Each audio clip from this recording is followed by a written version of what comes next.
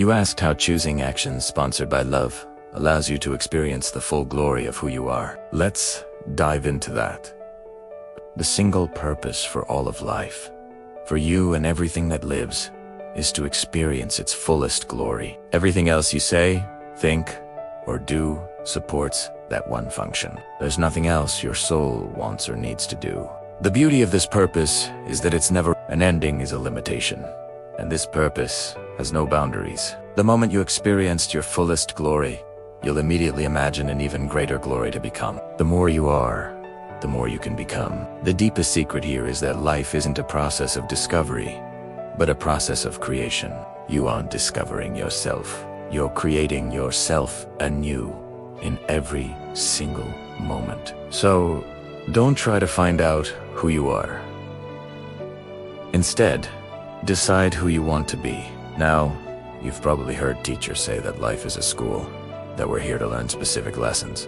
And once we graduate, we move on, is that right? Well, it's part of a mythology based on human experience. Life is not a school, and we are not here to learn lessons. So, why are we here? To remember and recreate who you are. You see, a school is a place you go when there's something you do and know and want to learn. But life isn't about that. Life is an opportunity for you to know experientially what you already know conceptually. You don't need to learn anything new. You just need to remember what you already know, and then act on it. Let me break it down. Your soul knows everything there is to know, all the time. Nothing is hidden from it, but just knowing isn't enough. The soul craves experience. You can know you're generous, but unless you actually do something generous, it's just a concept. You can know you're kind, but unless you show kindness to someone, it's just an idea about yourself. Your soul's only desire is to turn its grandest idea about itself into its greatest experience. Until concept becomes experience, it's all just speculation. To truly grasp this, let's go back to the very beginning. In the beginning, there was only all that is. Nothing else existed, but because it was all there was, it couldn't know itself. In the absence of something else, what is, isn't.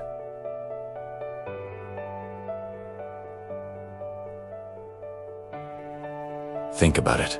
This is the great is not as that mystics have talked about for ages. All that is new, it was magnificent, but only conceptually. It longed to experience its own magnificence, to know what it felt like, but that was impossible. Magnificent is a relative term. You can't know you're magnificent unless something not magnificent shows up to compare it to. In the absence of that which is not, that which is not.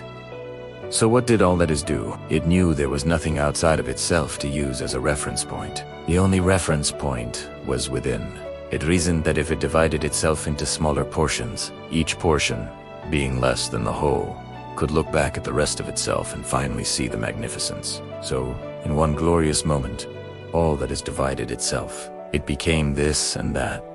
For the very first time, this and that existed, separate from each other, yet still existing at the same time. And in that division, everything we know as life was born, giving each part, including youth, a chance, not just to know, but to experience its own glorious nature. You are a piece of the divine, here to create and experience who you choose to be. Thank you for watching. If this resonated with you, please like, share, and subscribe for more.